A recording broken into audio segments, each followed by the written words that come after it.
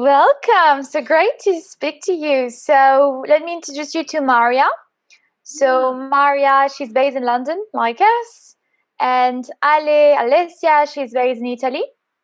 Ooh. Hello, ciao. So yeah, we met through our teacher training last year. I told you I joined the Patrick and Carling teacher training, and we met online. So yeah, and this is how we created the podcast.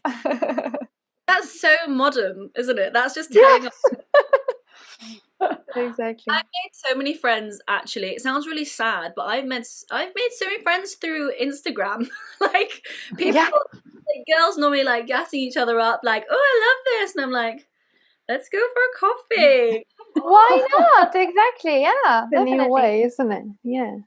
I mean, I reached out to you, Boo. I think it was last summer because you were organizing free classes, and I joined one of your classes. I remember at More Yoga, and since then I really loved it. I think it was just one classes you were covering.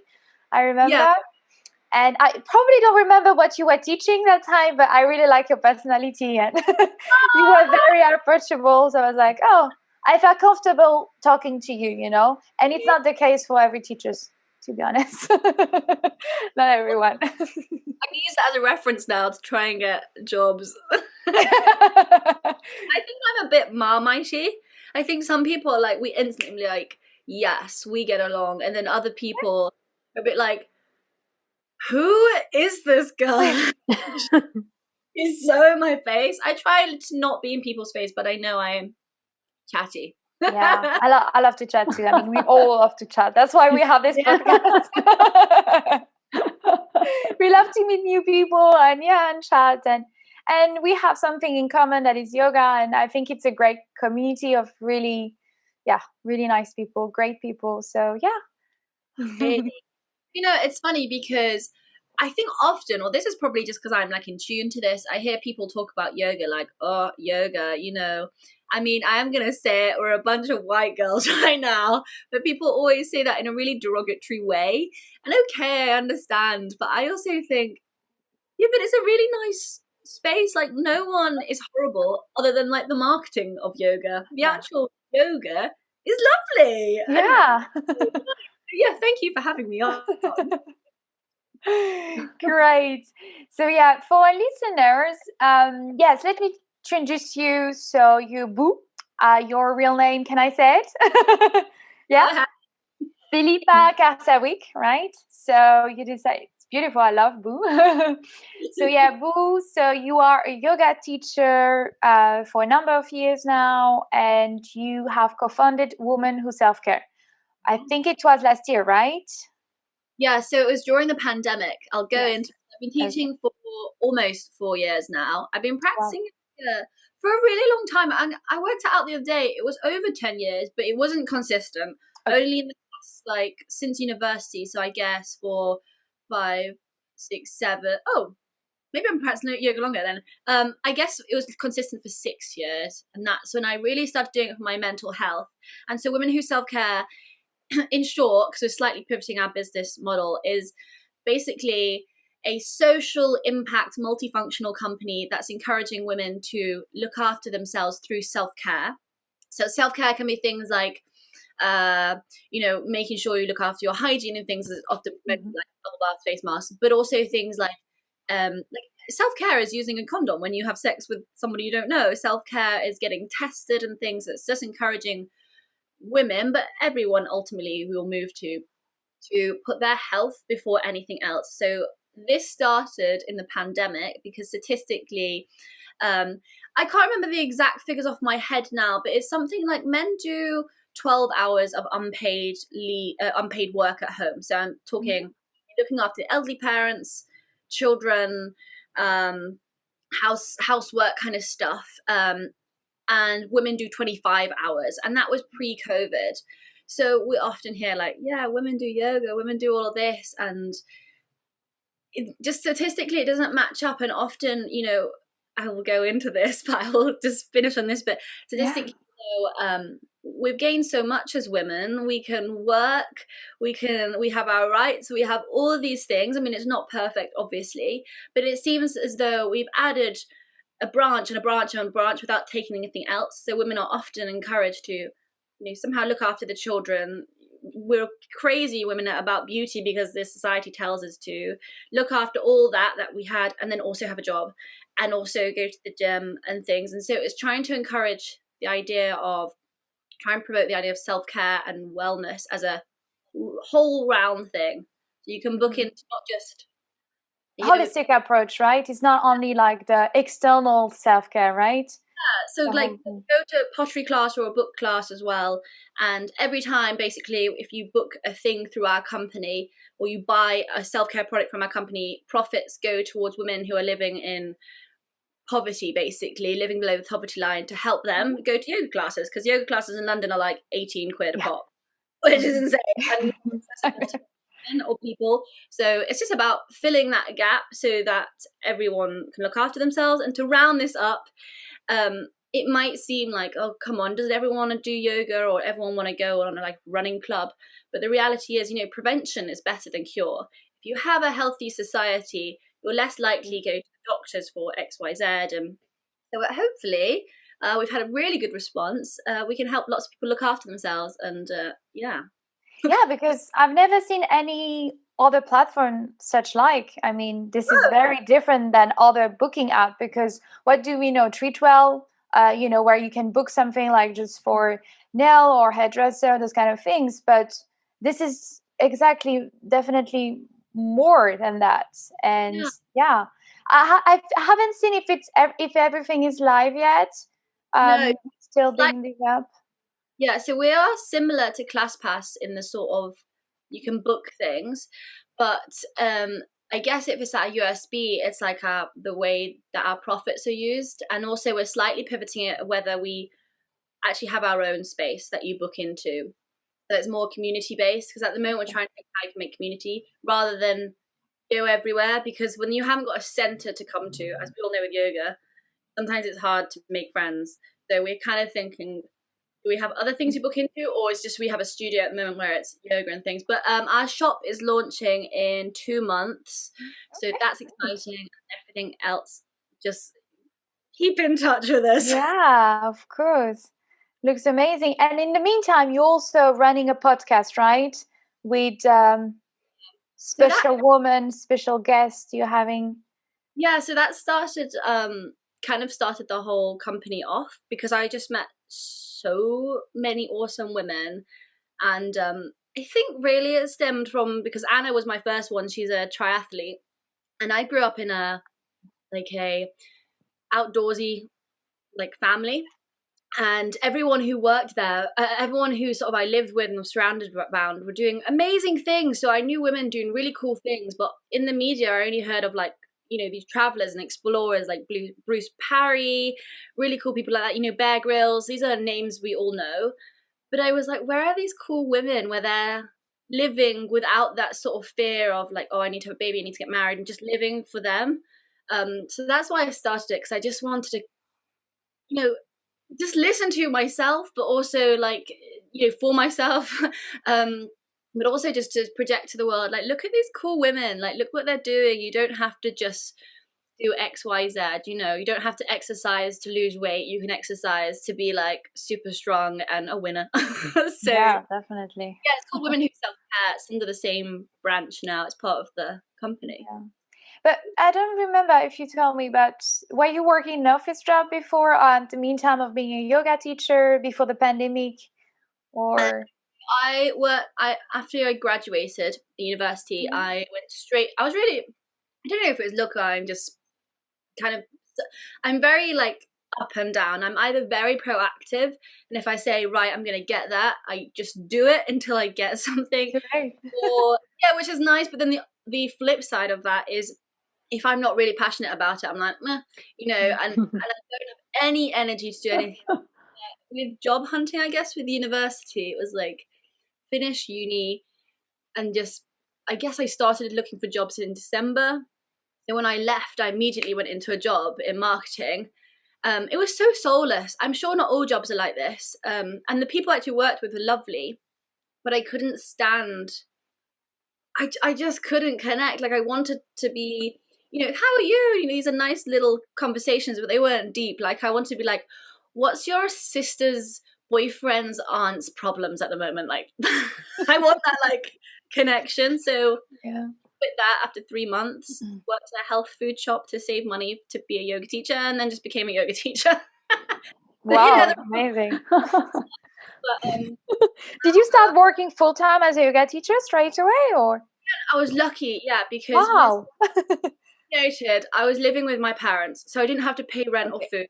I think that privilege has to be absolutely recognized. And also, again, I don't know if it's luck or proactive, I met this amazing woman called Amy Clay, and she runs Amy's Ashram in Sheffield, and I just rang her up. I didn't know her and was just like, oh, I want a mentor. I've just done my training, and she just took me under her wing, and I did marketing for her. Nice. And I just live life very hand to mouth. But now I'm working part-time in a school just in the mornings, because it is too tiring to do yoga in the mornings and in the evenings. So I split my time between them and obviously Women Who Self-Care. It's quite busy. Yeah. Wow. Cool. But you love what you're doing, right? I mean, right now you can say that you're very happy and you're doing that anything that you always wanted, or Yeah, definitely I'm working towards things, but always happy would definitely be an overstatement. I definitely am a person with a happy disposition. Like, that's undoubtable. I'm just very happy. Tell. Yeah, but on the flip side again, I get so anxious, and I won't be able to work for 3 days because it'd be so on top of me. I have health anxiety, like there's no tomorrow. So I'm very happy and optimistic 80% of the time, and then 30% of the time just like 18, 19, 20% of the time. No, but I mean, it makes sense. I mean, I'm also very, I used to be a very anxious person as well, but like you, very optimistic. I don't know about you girls, but very positive, optimistic, but there is always this like percentage of time where I will be that anxious and questioning everything. But for my side, this is one of the things that helped me go through this. That was yoga.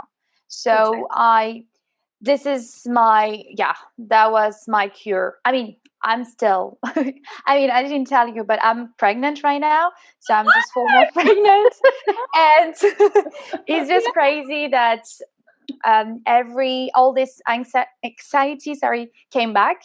I thought, I dealt with it and everything, but, with the hormones and everything, it's coming back and it's getting harder to, to handle it. But yeah, anyway, that's probably, I don't know if it's part of us, but I mean, this is a whole topic we could talk about forever.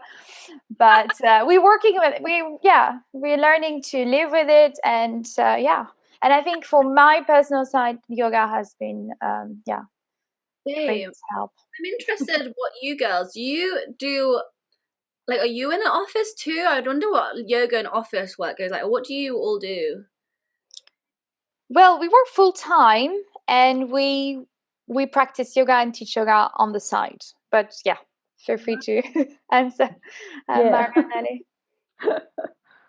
Yeah, I can say hi. Lovely meeting you. So yeah, I actually work full time at the moment as well. I work within trends, so trends in fashion and beauty. I work in this for nearly 10 years, but I'm also a yoga teacher on the weekends. Yeah, mostly like what, 2-3 times a week? Yeah, two times at the moment. Since we trained. And you, Ali? Yeah, and me, actually, I'm an associate product line manager for a big sportswear company, so pretty busy. And on the side, yes, I can say that I teach sometimes, but not as my colleagues here. They have a routine, and me not yet, but I'm planning to start soon. Yeah, she's the creative. She's the creative one of the group here. Yeah, she's the artist. Did you make that thing behind you? That little, what is that called? The macrame. Yeah. I did not make. Okay. Yeah, but I have a kit here to start making it more. So I really want. It's amazing. Yeah. All right. Talking about that, girls, what does self-care mean to you? Like in your, routine, your daily life? Who's going first? Shall I go? Take one for the team. Yeah. I can go first. So, for me, it has two sides to it. So one side is very much the sort of medical side. So the self-care is literally, it's just straightforward. It's caring for yourself to keep your well-being up. So well-being being the pursuit of looking after your health kind of thing. The idea is to have have a nice, a nice life, longevity in that life, taking care of yourself. Personally, self-care for me means a little bit more. So for me, it's got a slightly political side, obviously, because coming from the feminist side, I feel as though women haven't been told to look after themselves, haven't put themselves first. So one part of me is like, if society is not putting me first and thinking about me in the workplace or whatever, then I'm going to put myself first. And the other part is spiritual. It's honoring that I have been put on this world. This is very, very yogi, sort of be at service. I really feel that my purpose in life is to serve, and often we berate people who serve us. Like, we're so rude sometimes to bus drivers or waiters, whatever, people behind the cashiers. We don't even acknowledge they're human. And I think actually serving is like, even if you're not dedicated to it, it's just a job. It's so nice to give that energy to someone, even if you're forced to. I think it's lovely. So self-care for me is recognizing the sort of body that you're in and sort of honoring that by looking after it. And for anxiety, I have to. It's like my own medicine. Yeah. Great. Nice. And you, Maria? Well, that's a big things, because for me it's a combination of various things. So it could be from things like you eat, how you eat, like things that you are obviously putting into your body, to maybe take a time and read a book. But I think for me the most important thing is understanding boundaries, and that is one thing that I really, really treasure. So not getting yourself carried by other relationships, making a full stop on things that they are not longer serving you. I think boundaries for me is the biggest thing. Like if you are also, I don't know, like I don't want to say in a toxic environment, but everyone has one of those toxic friends, I'm sure. So be able to separate yourself from different situations and understand, your worth and what your value is and what your values are. I think for me that's one of the most important things, I would say, amongst obviously others. Yeah, that's beautiful. No, I agree with you. I definitely resonate with that, because if you don't create that sacred space, I'm someone that creates my bubble and try to get away from negativity, because it's like you were talking about the energy with others. I will definitely give a good energy to people, but I could also get quickly influenced by others, like negative energies. So yeah, I tend to try to be careful, like you, Maria. And you, Ale? So let me start as a premise. I've always been interested in self-care since I was a kid, and I was used to keep my own magic rituals book, all written by me, Maria, with spells for every need. And I've always been kind of fascinated by crystals and the mystical world, aromatherapy, well-being. And even if I didn't know the meaning of self-care, I think so, today I can say that I'm practicing yoga regularly, or I try to. And for me, this is pure self-care, internally, physically, and also mindfully. It's like me at 360 degree. And also I live in the nature, and I can walk in silence or just with birds singing. I grew up climbing trees and sliding down the hills, kind of, nature for me is essential. And being aware of the magic in nature, have this special contact with nature, learn how to feel happy because the sunset is breathtaking. It's kind of free self-care to me. And I love that quote that says, we're like plants, we need water and sun. to stay well. And it's simple, but it's true. And I also have plants to take care of, as you can see behind me. Yeah. So, and also doing creative things like sewing or weaving, learning, kind of finding time for my passions is self-care, is what I do to nourish my soul. I also have a journal since 2020, and it's surprisingly really helpful to deep dive into my own self and also to celebrate with words the special thing that happened. It's like when you write them, they become more powerful. And even if it's difficult to find time to write every single day, I have to say, but I think that the most important thing is the intention. I like kind of self-care rituals to really be done mindfully in the present moment. Just doing one thing is like, now I have the awareness to do it. Kind of, I've learned how to surf through these self-care things, but really doing them. Not just because I'm doing self-care, is, I don't know, I'm doing a mask. In the meantime, I'm listening to the music. I'm also practicing yoga, and that thing for me is not self-care. It's like, even if you're drinking a cup of tea, you're doing it just for yourself and you stay in the moment. This is kind of the link between yoga and self-care, I think. Oh yeah, definitely. Yeah. I mean, if you think about it, yoga is like a system of self-care. I mean, there's all this. I'm just going off Hatha because I train in Hatha, so the Hatha Pipitaka book, I don't know who it was written by, but that is basically like if there is a Bible, that's like the Bible of basically self-care, because it's all about. I mean, what's the purpose of yoga or meditation? For most people, I think it's or traditionally it's to gain enlightenment, to have peace and calm, and all the yamas and yamas that we have are basically to look after yourself and serve the community, etc. And it's all about, you have to come first, because if you don't look after yourself, you cannot look after others. And I think really that is what yoga is about. It's arguably written in quite a self-centered way, but it's not at all, because it all comes from a space of like, you are not just you are connected to everybody, but you have to connect with yourself first to be able to connect. Exactly. Yeah. Like with things to read energy, I'm the same. I have to protect it, otherwise I can just absorb everyone's. All good, whatever it is. Exactly. And you mentioned it well on your website. I really love the idea that self-care is not selfish. And we had the idea, now it's getting better, I think, for the society, that, taking care of yourself is selfish. I remember my my mom, when she doesn't feel great when she's taking care of herself, because she feels like, I'm being selfish, I should take care of my children.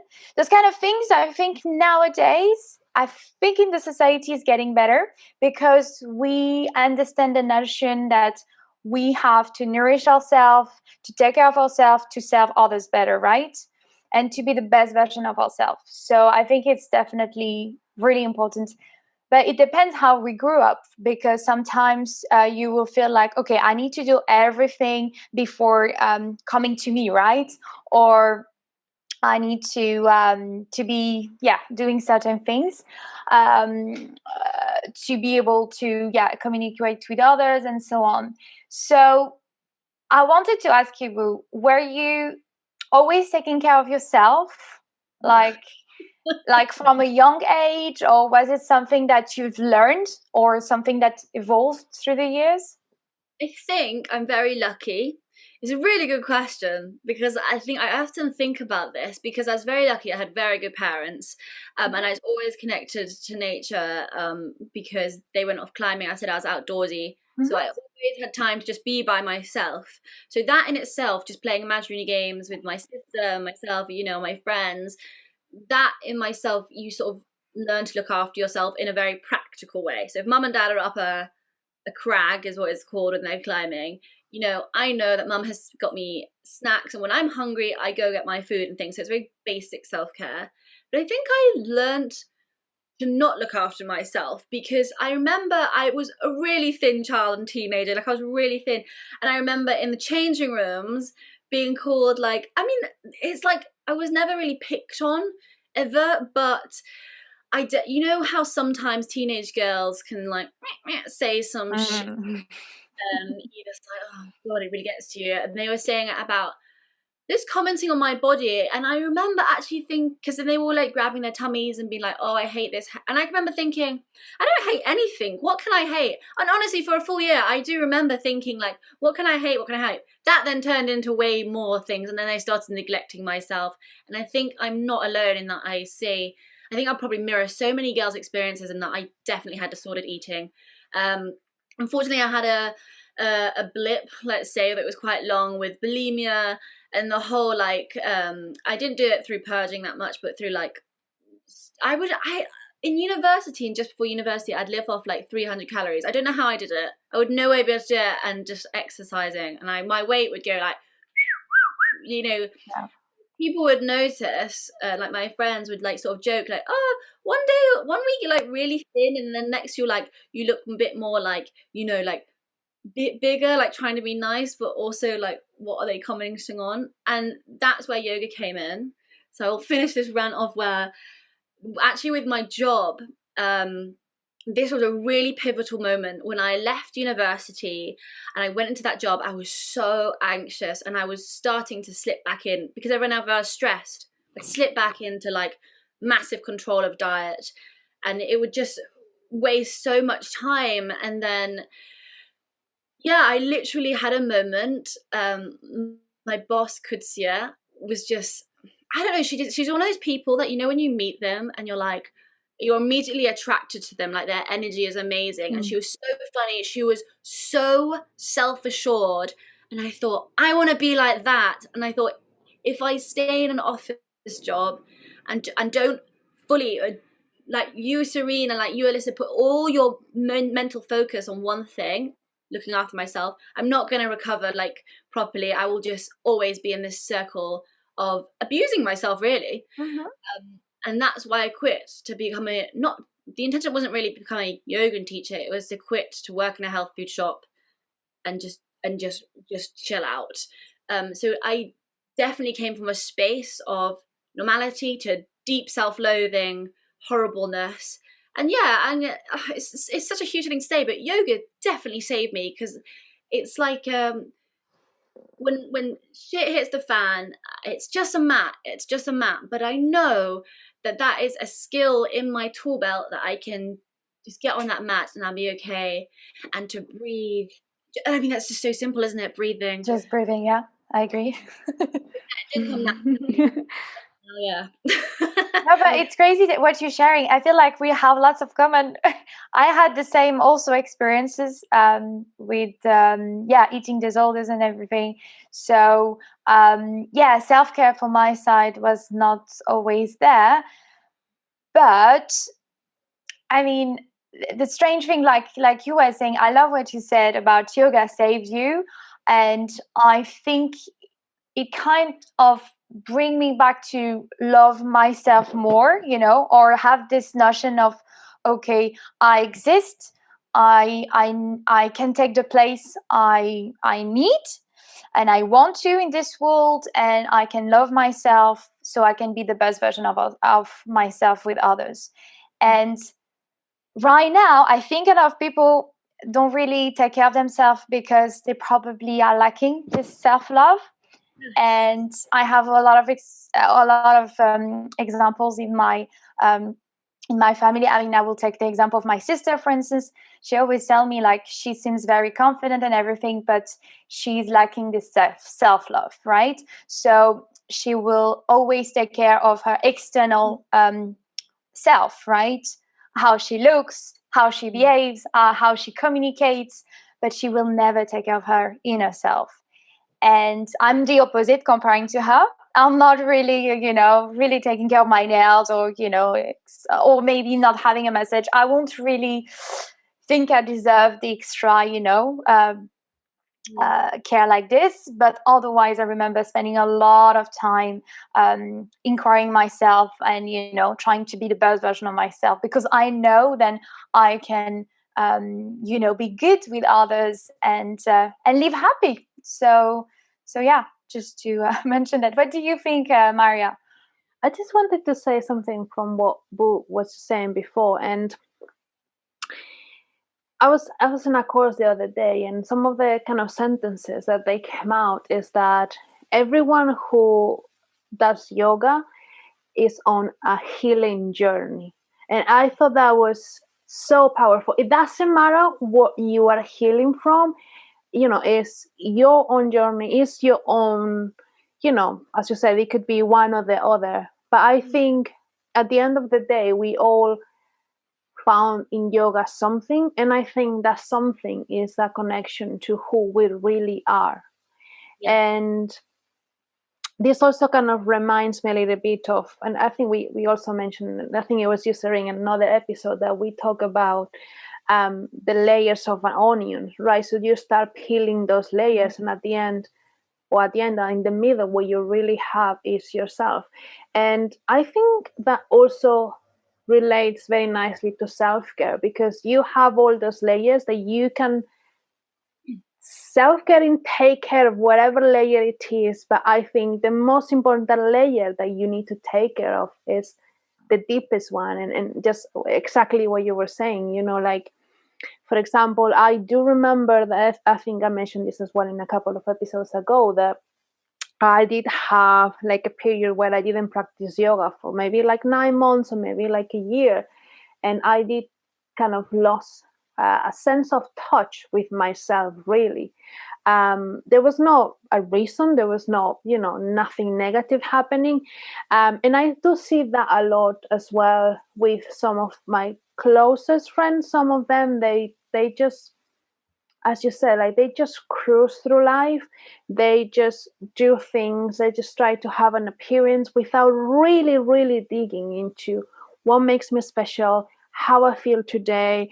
I am loving myself enough today. So all those really, really important thoughts, I think at the end of the day, that's the most important thing for us. Great. I just wanted to add that. Love it. Beautiful. And yeah, I mean, there is a mantra I love. Okay, it's also because it's from our teacher's training. And I thought I will add this to the podcast today because it really resonates with all the talking and really this topic. So I will tell it to you. I mean, you guys know it already, Maria and Ale. Yeah. But for you, Boo, and our listeners, so every time we step onto the mat, we practice out of a love for ourselves, the desire to know the truth of our own being, and the longing to benefit others in all times and space. We practice simply because it is a nature to do so, and there is no separation. It's just a way of life. So it definitely, summarize it all. Self-care comes from love to yourself and others, I would say. And the thing about the selfishness kind of thing, I mean, I think this is where it gets a little bit confused, because I believe, or I think biology would agree, that we're social beings. And if we think about how we've evolved, to survive, we would have had to be in a community. And I think one of the things with modern time is that we're hyper individualistic. My goals, we're not part of a community now, unless, household.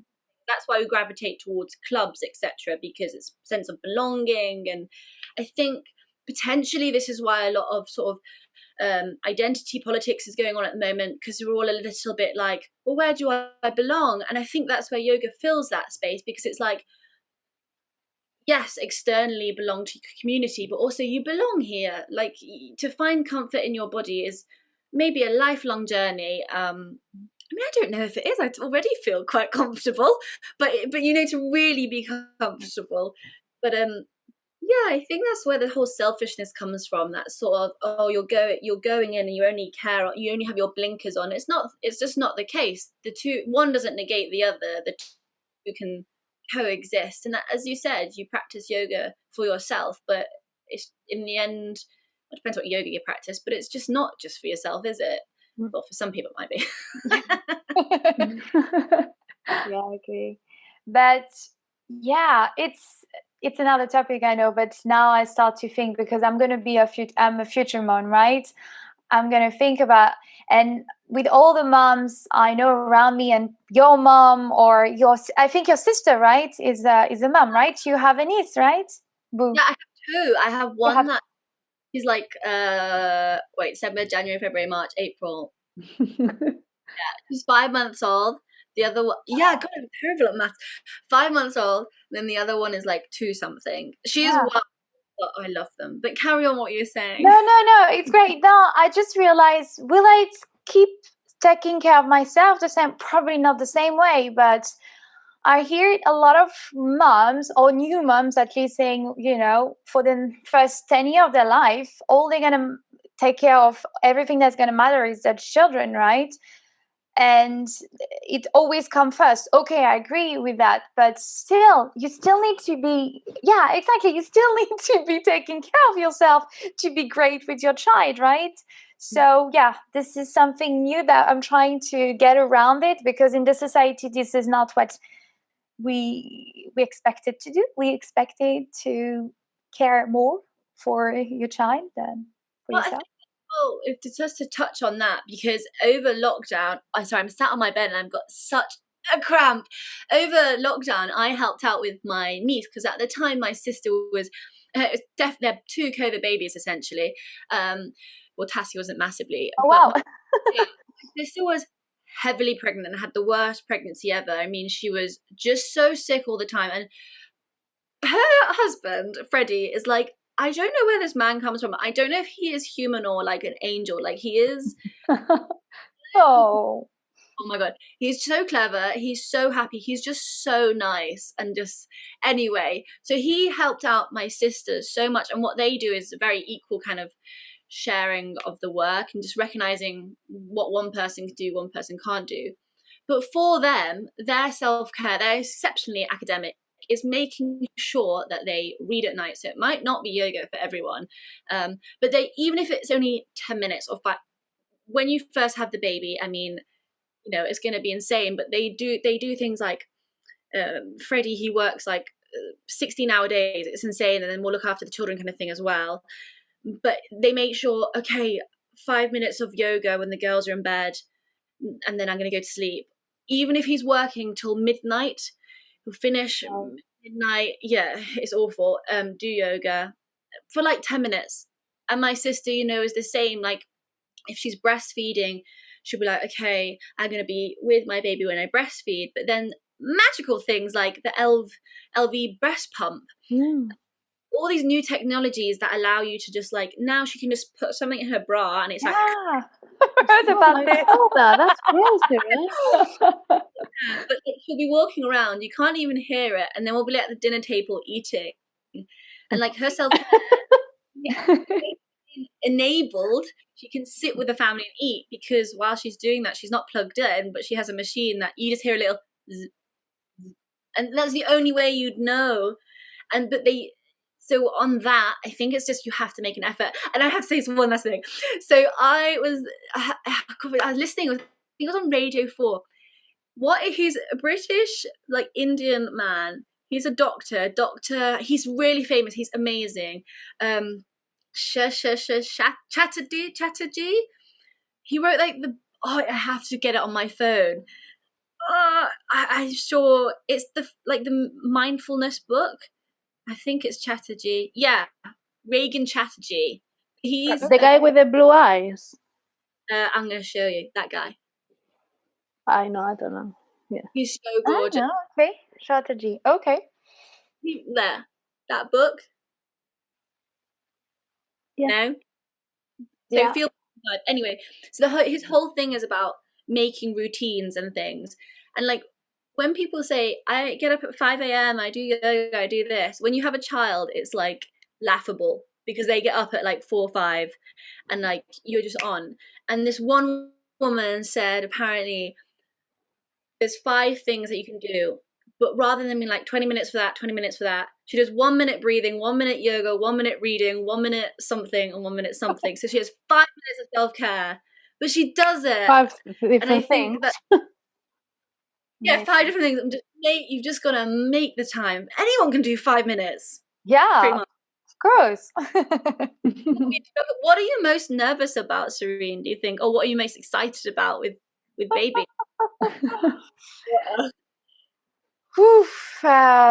Yeah, I think right now is being like not finding the time for myself. Yeah, definitely.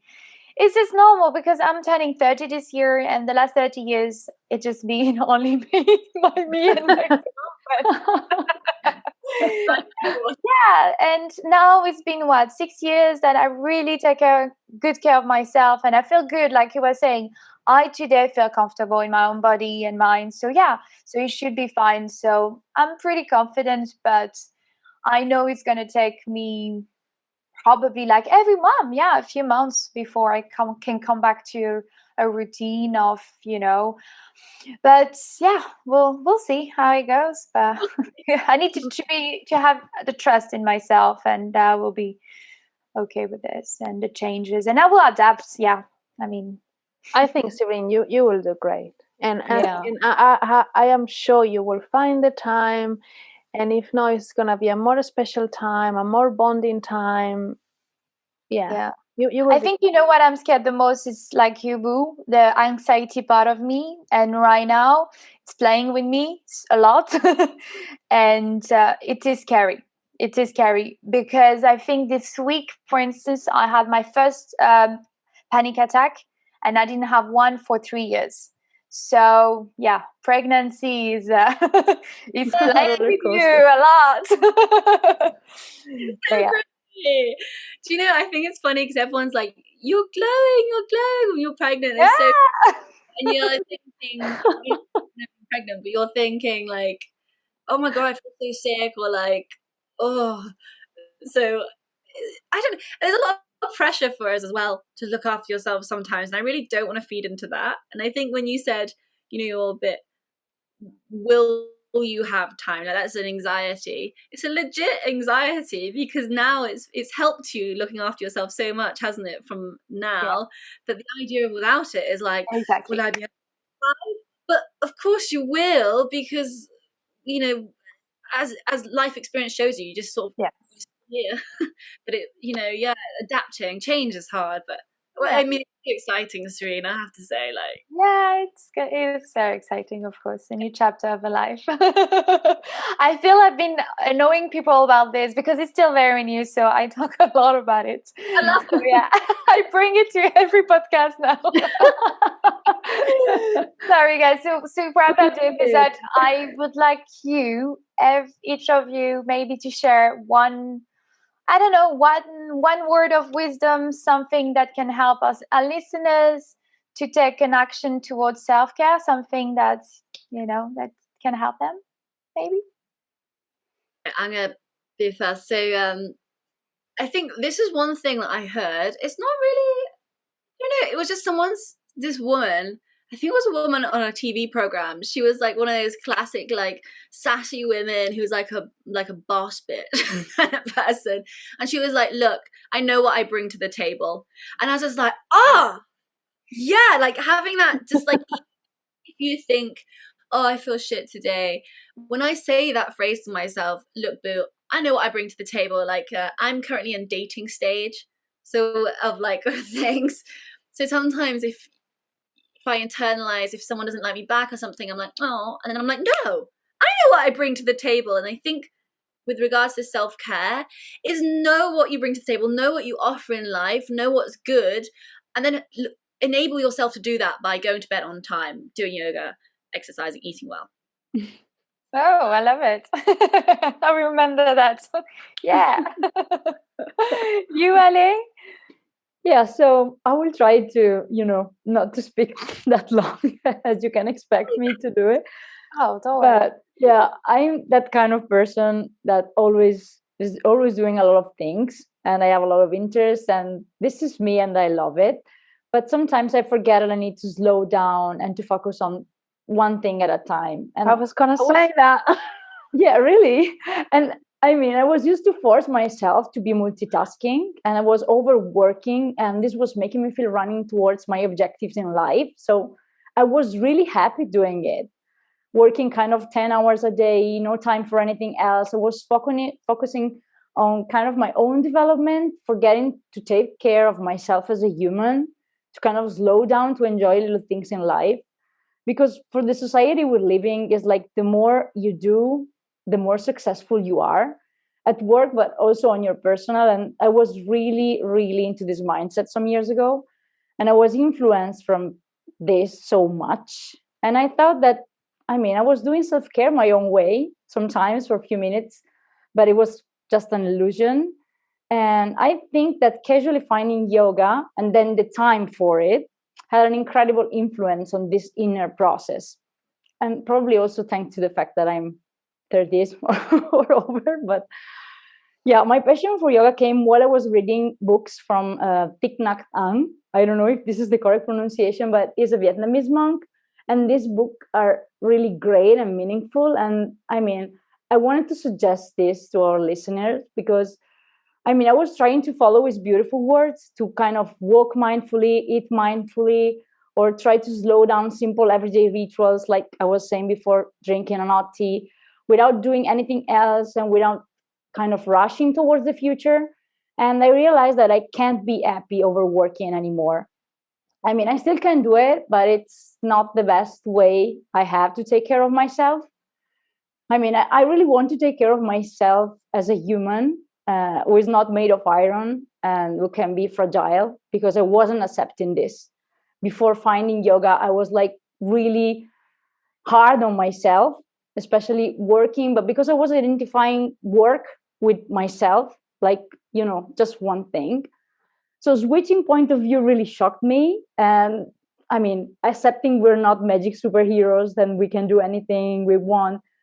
But I think that in that precise moment, I understood the real intentional meaning of what self-care is for me and for the people around me. Because now for me is the time for slow life, kind of a new meaningful way to live my life.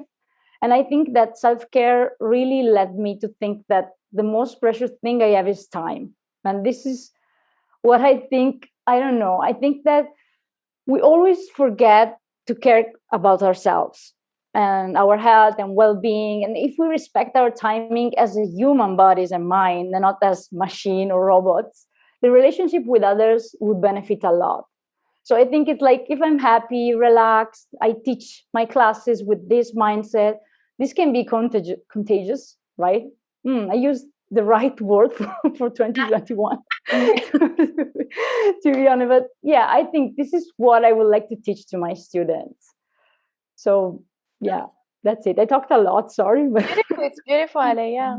Yeah. And you, Mara? So